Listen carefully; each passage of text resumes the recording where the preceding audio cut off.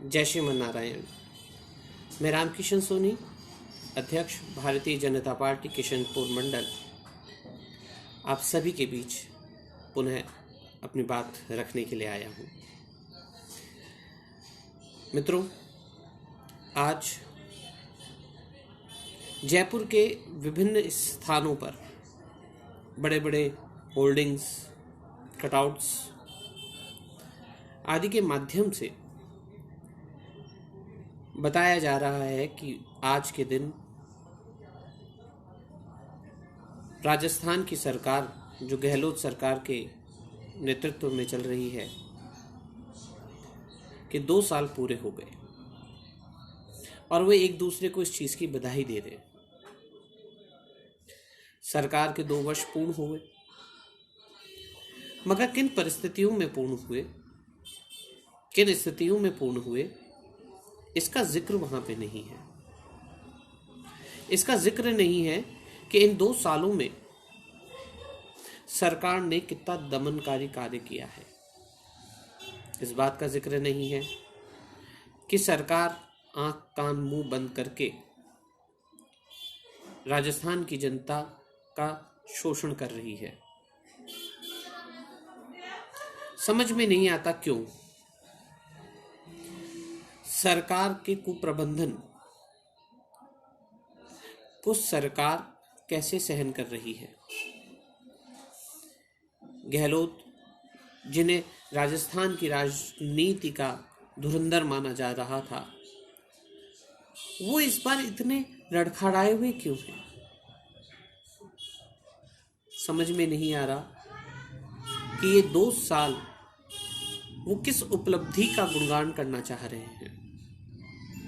समझ में नहीं आता कि इन 2 सालों में ऐसा क्या कर दिया उन्होंने जिसकी वो तारीफ करना चाहते हैं।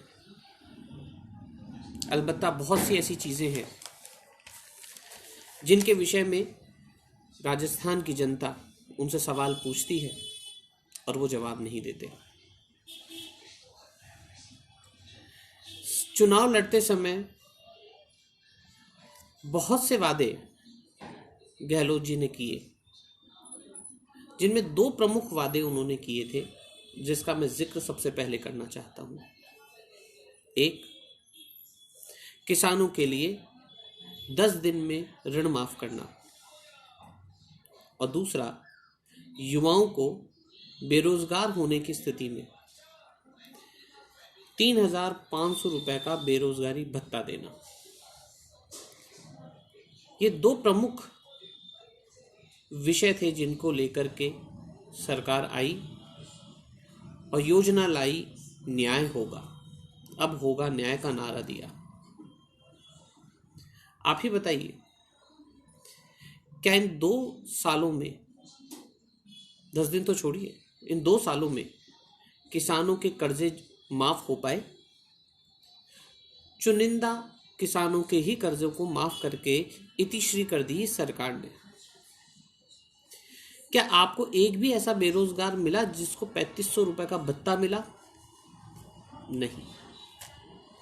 यानी सरकार जिस न्याय का बहाना ले रही है, जिस न्याय के नाम से आपका वोट लेके आई, सरकार ने उसी को दरकिनार कर दिया।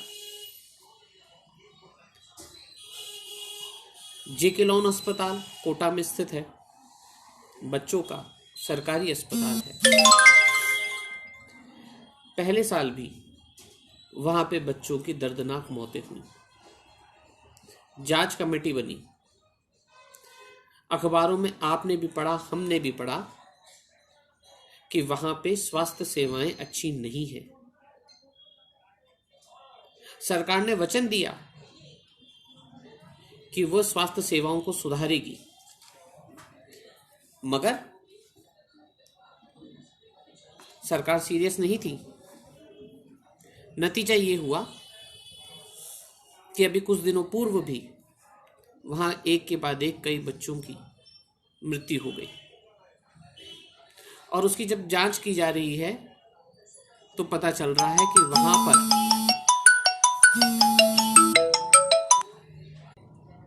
किसी भी स्थिति में विभागों में आपसी सामंजस्य नहीं है। क्यों? ये किसका दायित्व है? सरकार का ही तो है, मगर सरकार इस ओर ध्यान देना ही नहीं चाहती।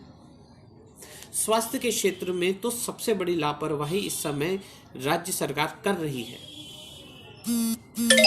कोरोना का कालखंड, जिसमें हर व्यक्ति इस समय परेशान हो रहा है। एक तरफ तो गहलोत जी कहते हैं मोदी जी ने उनकी तारीफ कर दी, हमने बहुत बढ़िया काम कर दिया, लेकिन गहलोत साहब, ये वही राजस्थान है आप ही का ही, हमारा ही, जहां का रामगंज मॉडल सबको पता है। भीलवाड़ा मॉडल की आप तारीफ करते हैं, तो रामगंज मॉडल क्या राजस्थान के बाहर का था, जहां से शुरुआत हुई जयपुर के अंदर फैलने की, और आप कंट्रोल नहीं कर पाए, जिसमें तो उस समय पूरा जयपुर में लॉकडाउन था, पूरे देश में लॉकडाउन था, मगर आप कंट्रोल नहीं कर पाए। और वो तो छोड़िए, कुछ दिनों पूर्व 700 संख्या के अंदर एक एक दिन में 700 रोगी बढ़ते गए, और आप आंख मूंद के बैठे रहे। स्वास्थ्य के क्षेत्र में आपने एसएमएस जैसे महत्वपूर्ण हॉस्पिटल को कोविड के लिए समर्पित नहीं किया। शुरू में कोविड के इलाज हो रहे थे, बाद में मरीजों को आपने निजी अस्पतालों के भरोसे छोड़ दिया। आज एक गरीब आदमी जिसका कोरोना से पॉजिटिव हो जाए, वो अपना इलाज कहां कराएगा? है उसके पास लाखों रुपए अपना इलाज कराने के लिए? नहीं होंगे, मगर आपको किसी बात की परवाह? आपने तो भामाशाह योजना जैसी महत्वपूर्ण योजना, जिसे 30,000 से 3 लाख तक का इलाज गरीबों का मुफ्त हो रहा था, न सिर्फ सरकारी अस्पतालों में बल्कि प्राइवेट अस्पतालों में भी आपने उस योजना को आते ही ताला लगा दिया। जो आयुष्मान योजना चालू करी, उसको आप राजस्थान में लागू नहीं कर रहे। राजस्थान की जनता के प्रति, उनके स्वास्थ्य के प्रति आपकी कोई जिम्मेदारी है भी या नहीं है? मुझे तो नहीं लगता कि आपने स्वास्थ्य के क्षेत्र में कोई महत्वपूर्ण कार्य किया हो। सामाजिक क्षेत्र की भी अगर चर्चा करूं, तो इस कोरोना कालखंड को ही देख लीजिए।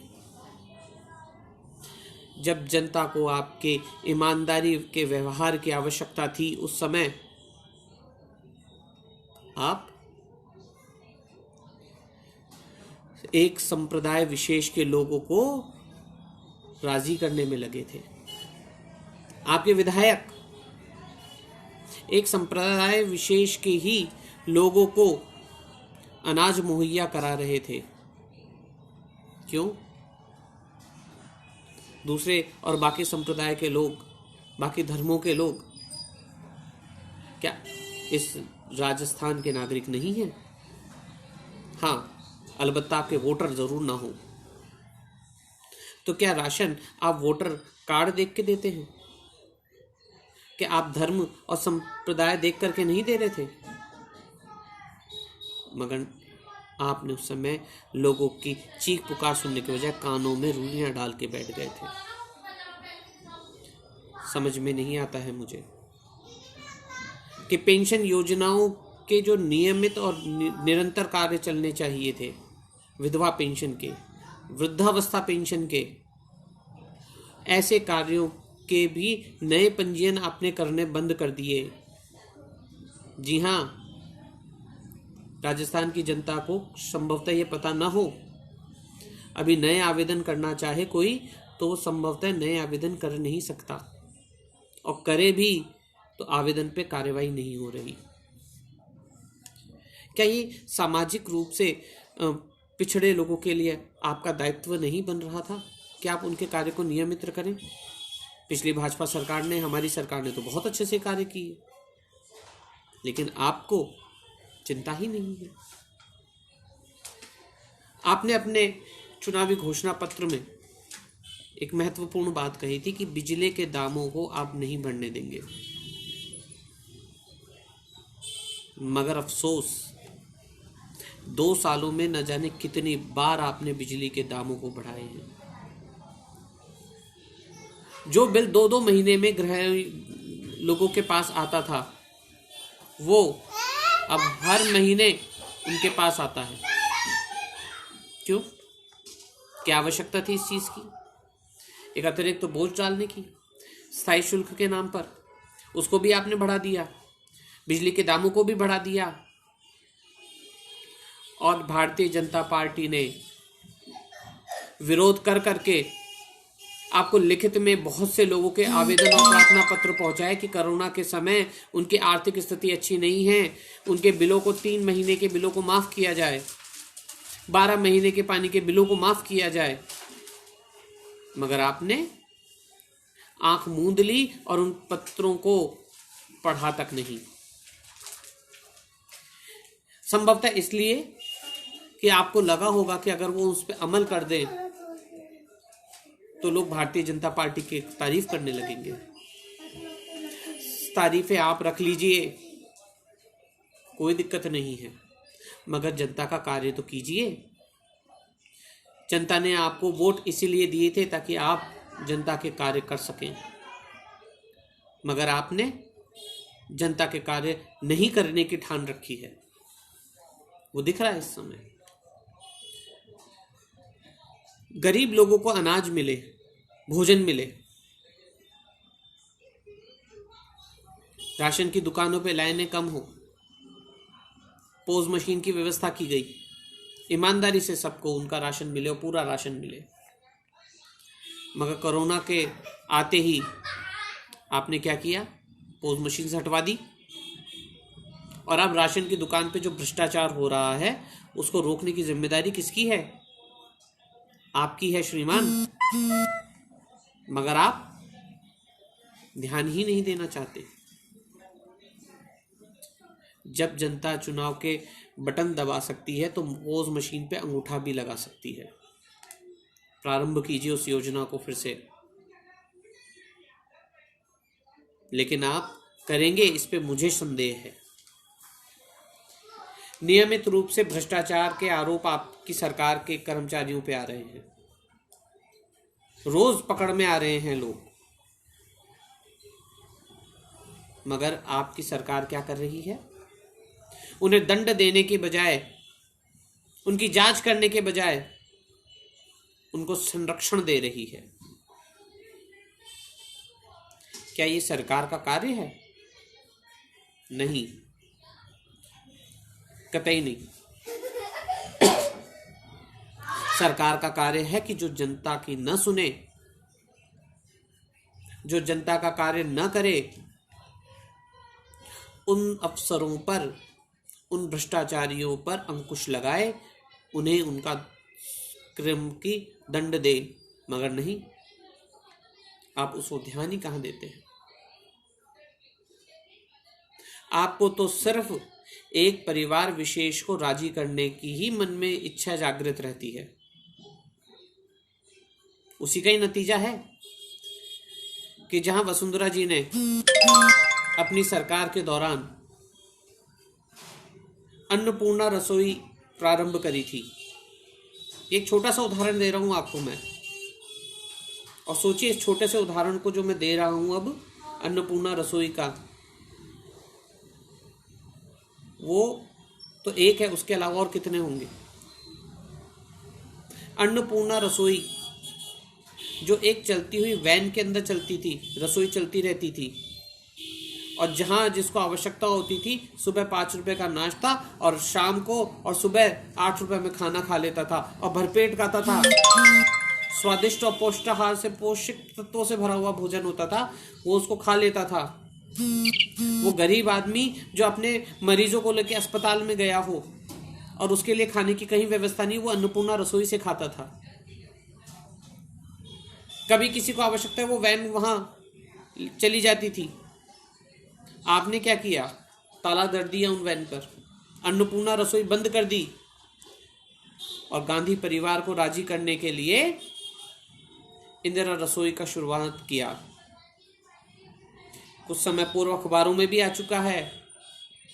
हमने तो शुरू होने के समय विरोध करके आपको बता दिया था कि आप गलत योजना ले आए हो, मगर आपने सुनी नहीं। और आज वही हो रहा है कि आपने जो रसोइयां बनाई वो एक स्थायी, एक स्थान विशेष पे बना दी जहां कोई जाता ही नहीं खाने के लिए, क्योंकि आपको गरीबों के पेट भरने से मतलब नहीं है। इंदिरा रसोई के नाम पर आप घोटाला कर सकें, इसकी व्यवस्था है। अगर कोई ईमानदारी से जांच करे ना, तो ये निश्चित मान के चलना, इंदिरा रसोई का एक बहुत बड़ा घोटाला सामने आएगा। ठीक वैसे ही घोटाला सामने आ जाएगा जैसे कोरोना काल में आपने कुछ लोगों को अनाज दिया और नाम कागजों में बहुत सारे लोगों के लिख दिए, दिखाने के लिए आपके पास कागज होंगे कि आपने बहुतों को अनाज दिए, बहुतों को व्यवस्थाएं दी। मगर जयपुर की जनता जानती है, राजस्थान की जनता जानती है, जिसने कोरोना कालखंड में भारतीय जनता पार्टी के कार्यकर्ताओं कहा, और भारतीय जनता पार्टी के कार्यकर्ता सरकारी सहायता से नहीं, स्वयं की साधनों से अथवा भामाशाहों के साधनों से उनसे द्वारा व्यवस्था करके उनके घर अनाज पहुंचाते थे, खाना पहुंचाते थे, ताकि उनका जीवन चल सके। बहुत बुरी स्थिति कर रखी है आपने। हमारे दलित बंधुओं के साथ क्या कर रहे हैं? अत्याचार की सीमाएं होती है श्रीमान। आपके कार्यकाल में तो 2 साल के ही तो बीता है। ऐसा कैसा प्रबंधन है आपका कि अपराध का ग्राफ बढ़ता जा रहा है उनके विरुद्ध? महिलाओं के प्रति अपराध का ग्राफ बढ़ता जा रहा है। तमगा मिला है आपको राजस्थान को आपके शासनकाल में पहले नंबर आने का अपराध की श्रेणी में। इस बात की बधाइयां बटोर रहे हैं आप। ये बधाई चाहिए आपको? ऐसी बधाइयां लेना चाहते हैं आप? संभवतः आप लेना चाहते होंगे, तभी तो आते ही आपने अपराधियों का हौसला इतना बढ़ा दिया कि आपको पहले नंबर पे लाके खड़ा कर दिया। विकास के कार्य करते, उसमें आप पहले दर्जे पर आते तो समझ में आता। हमारे दलित भाइयों के सम्मान में अंबेडकर भवनों की निर्माण कार्य चल रहे थे। वसुंधरा जी, राजस्थान की सरकार का, भाजपा की सरकार का निर्णय था, मगर आपने नगरपालिका क्षेत्रों में बनने वाले उन भवनों को रोक दिया। क्यों? किस लिए? इस प्रकार से व्यवस्थाएं नहीं चलती हैं। पूरे 2 साल आपने क्या क्या किया है, जनता ने उसका जवाब आपको दिया है। नगर निगम में आपकी सरकार बने, इसलिए आपने क्या किया? जयपुर, कोटा, जोधपुर, जहां एक एक नगर निगम भी पर्याप्त थी, अपनी व्यवस्थाएं सुदृढ़ रूप से चला रही थी, वहां जबरन आपने 2 टुकड़े किए। अनावश्यक रूप से आपने वार्डों की संख्या बढ़ाई, अनावश्यक रूप से, और आपने सुनियोजित तरीके से उनका परिसीमन इस प्रकार किया कि आप अधिक से अधिक सीटें पा सके।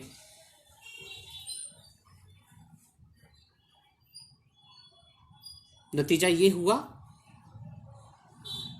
कि चुनाव में जब आप आए तो आपने सोचा कि 6 नगर निगमों में आप बहुत बड़ा नंबर जीत लेंगे, मगर ये जनता बेवकूफ नहीं थी। आपके उस कुचाल का भी उन्होंने जवाब दिया। नतीजा ये कि अगर आपको हर वार्ड को जोड़ लिया जाए, दोनों नगर निगम जो हर जिले में आपने 2-2 बना दिए, अगर उनको वापस एक करके नजरिए में देखेंगे तो आपको पता चल जाएगा कि भारतीय जनता पार्टी बहुत बड़े बहुमत के साथ जीत के आई थी।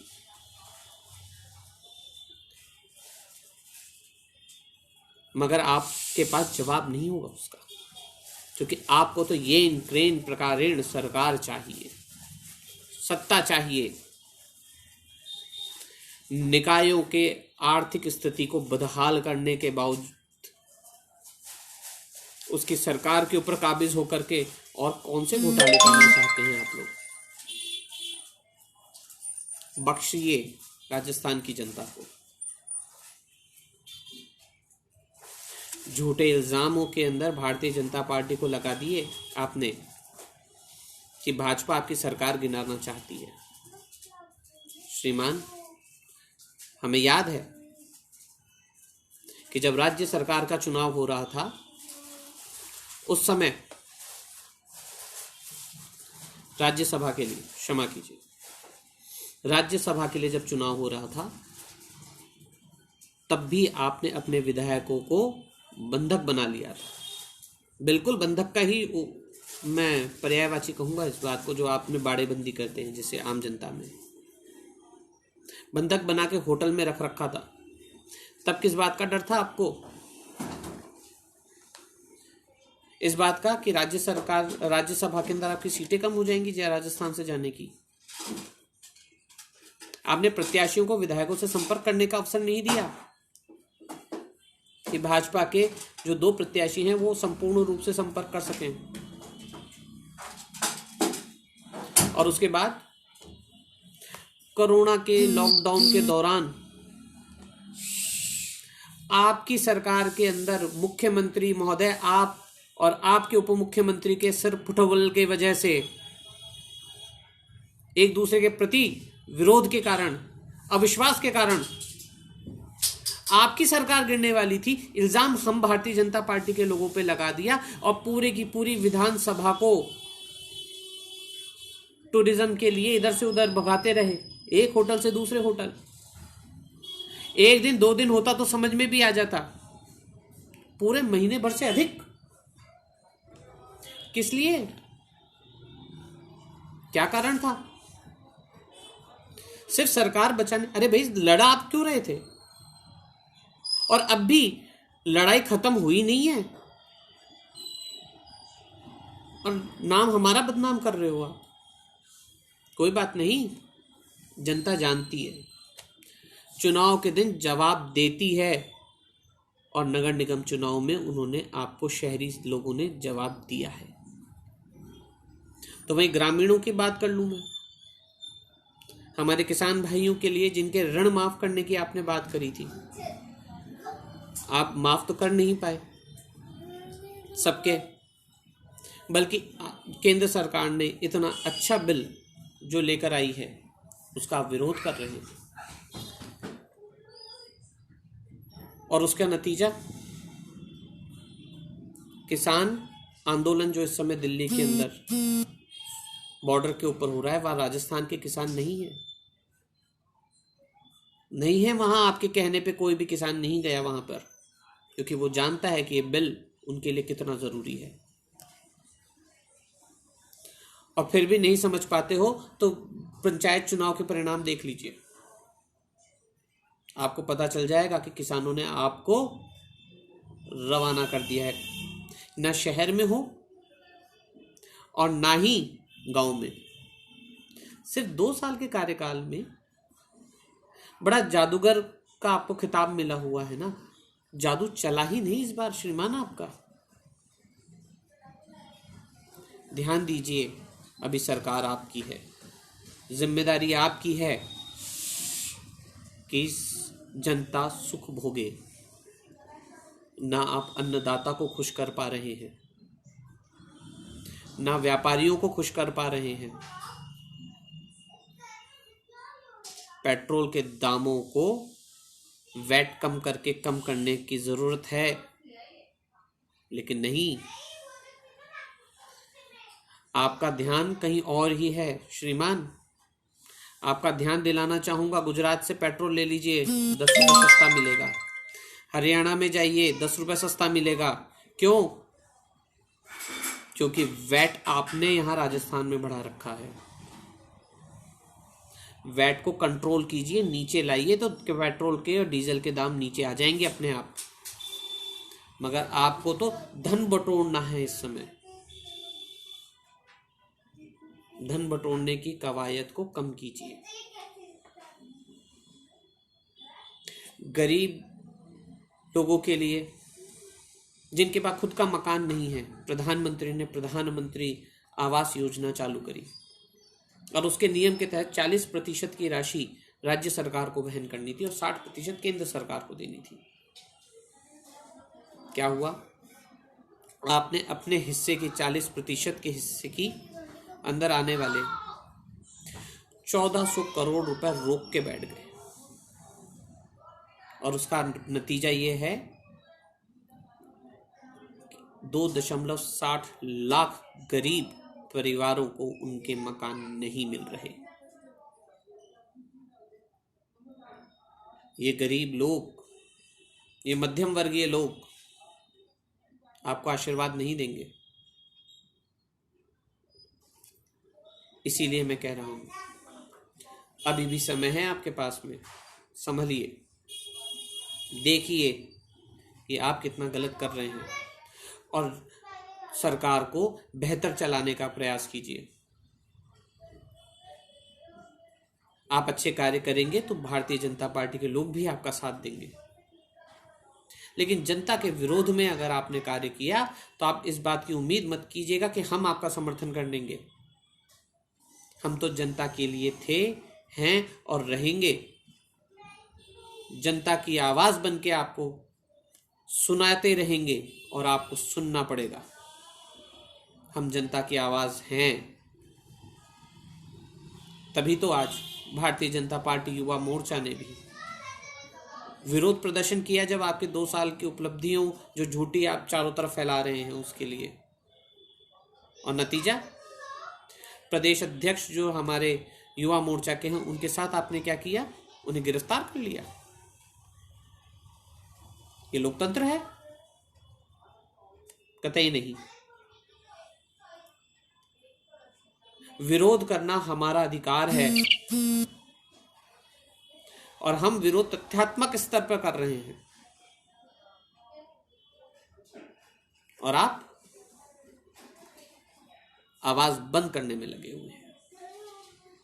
कीजिए, कीजिए, हमारी आवाज कितनी बंद करना सकते हैं आप? कीजिए, गिरफ्तार हमें कितना कर लेते हैं आप, मगर हम देश की, हम राजस्थान की जनता की आवाज बन के बार बार आपके कानों में आएंगे।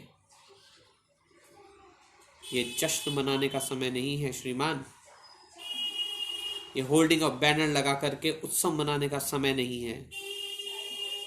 2 साल व्यर्थ हो चुके हैं आपके, अब कुछ साल बचे हैं। कुछ काम कीजिए ताकि राजस्थान की जनता आपको आशीर्वाद देने की सोचे। अभी तक के चुनावों में तो सल्टा दिया है। अगर आपको और सुपड़ा साफ करवाने की इच्छा हो तो बता दीजिए, नहीं तो इस्तीफा दीजिए और घर बैठिए, कोई बुरा नहीं मानेगा। मैं तो राजस्थान की जनता को यही कहना चाहता हूं कि भारतीय जनता पार्टी पहले भी आपके साथ थी, आज भी आपके साथ है और आपके हितों के लिए हमेशा आपके साथ खड़ी रहेगी। हम सरकार में थे, आज नहीं है, मगर आपके साथ हमेशा रहेंगे। मनाने दीजिए इन्हें उत्सव, कुछ और दिन इनके बाकी हैं, वरना जिस तरह से आपने निकाय चुनाव में जवाब दिया है, पंचायत चुनाव में आपने जवाब दिया है, आने दीजिए राज्यसभा के चुनाव, राज्य सरकार के चुनाव भी। ये खुद चले जाएं तो बेहतर है, नहीं तो आप और हम मिलकर इन्हें रवाना कर देंगे। प्रबंधन जो भाजपा का हथियार है, जनता जिसके हम सेवक हैं,